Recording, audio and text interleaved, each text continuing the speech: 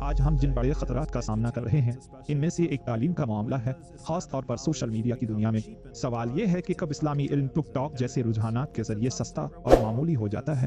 یہ ایک مشکل راستہ ہے کہ انصاف کی بات یہ ہے کہ یہی وہ جگہ ہے جہاں نوجوان موجود ہیں۔ لوگ کہتے ہیں ٹھیک ہے، آپ کو سوشل میڈیا پر آنا چاہیے اور اپنا مواد شیئر کرنا چاہیے، کیونکہ اگر آپ نہیں کریں گے تو وہ کہیں اور سے سیکھ لیں گے۔ لیکن جو لوگ اس طرح کی دعوت میں شامل ہوتے ہیں انہیں انتہائی باخبر، حساس اور سخت احتسابی نظام رکھنے والا ہونا چاہیے، یعنی ایسے شرکن کار ساتھی جو احتساب کرے تاکہ یہ یقینی بنایا جا سکے کہ الگورتھم کی کشش آپ کو اپنے قابو میں نہ لے۔ جی ہاں، یہ ہوتا ہے اور یہ آپ کے ساتھ بھی ہو سکتا ہے کہ وائرل ہونا مزہ ہے، پرکشش لگتا ہے، دل کو بھا جاتا ہے اور یہ ایسا نشہ ہے کہ آپ مزید چاہتے ہیں۔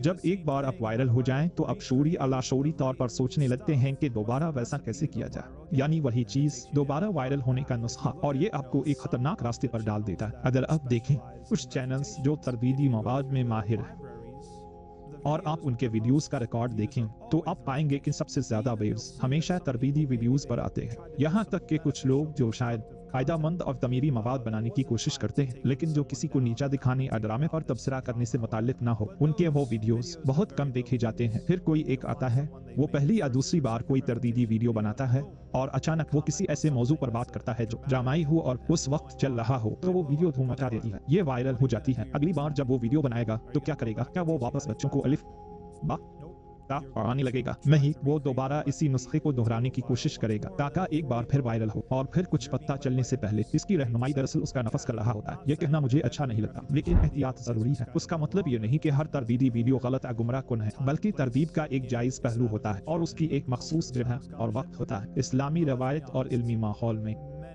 مطلب سچ یہ ہے کہ زیادہ تر لوگ، اگر اکثریت نہ بھی ہو تو، جو تردید میں حصہ لیتے ہیں نہ تو اس کے اہل ہوتے ہیں اور نہ ہی ضروری احتیاطی تدابیر اختیار کرتے ہیں۔ صرف اس بات پر توجہ دینا ایک مسئلے پر اب کچھ اور پہلو بھی ہیں جن پر غور کرنا ضروری ہے، اور وہ ہے آپ کا اپنے سامعین سے تعلق، اور میرا مطلب صرف سطحی تعلق نہیں ہے، بلکہ جب آپ سامنے آتے ہیں اور شعوری لاشعوری طور پر ایک خاص پہچان رکھتے ہیں تو لوگ شروع کر دیتے ہیں کچھ چیزوں میں آپ کی تعریف کرنا۔ مثلا پچھلی مثال میں وہ آپ کی تعریف کریں گے سچ بات کہنے پر اور بات کو واضح طور پر بیان کرنے پر، دوسری طرف وہ آپ کو کہیں گے وہ یہ شخص کتنا مہربان ہے، نرم دل ہے، شفا دینے والا ہے، اور یہی تو میں چاہتا تھا جس کی میں تلاش کر رہا تھا۔ ایسی تعریف کبھی کبھار نشہ بن جاتی ہے، اور اگر آپ محتاط نہ ہوں تو آپ سامعین کے دباؤ میں آ سکتے ہیں، حتیٰ کہ جب سچائی کچھ اور ہو۔ اگر آپ کا مواد ہمیشہ صرف تصدیق کرتا ہے اپنے بنیادی سامعین کی تو یہ خطرے کی نشانی ہے۔ ہم نے بات کی تھی کہ اسلام ایک امتزاج ہے چیلنج اور تصدیق کا۔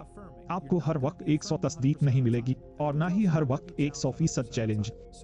اور اپنے اصل سامعین کے بارے میں آپ کا ان سے کیا تعلق ہے؟ کیا آپ انہیں 100% وہی دیتے ہیں جو وہ چاہتے ہیں؟ 90% وقت میں کیا آپ نے کبھی اپنے بنیادی سامعین کو چیلنج کیا ہے یا ایسا موقف اپنایا ہے جو ان کی توقعات کے خلاف ہو؟ شاید آپ ہچکچاتے ہوں، شاید آپ سامعین کے زیر اثر ہوں، اور پھر یہ مزاحیہ ہے کہ پھر اصل میں اثر انداز کون ہو رہا ہے؟ شاید آپ کو آپ کی سامعین ہی چلا رہے ہوں۔ یہ وہ باتیں ہیں جن پر غور ضروری ہے، اور اگر آپ علم حاصل کر رہے ہیں تو وہ دکھاوے کے لیے نہیں ہونا چاہیے، نہ تھیٹر کے لیے، نہ کسی سے بدلہ لینے کے لیے، اور نہ ہی کسی کو نیچا دکھانے کے لیے۔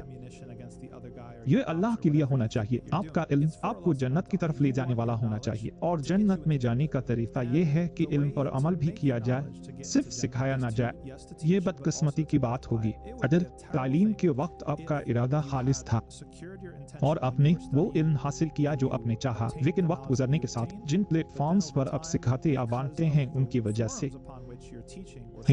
آپ کا ارادہ خراب ہو گیا۔ لہذا ہم اللہ سے اخلاص کی دعا کرتے ہیں ہر کام میں، خاص طور پر ان لوگوں کے لیے جو تعلیم دیتے ہیں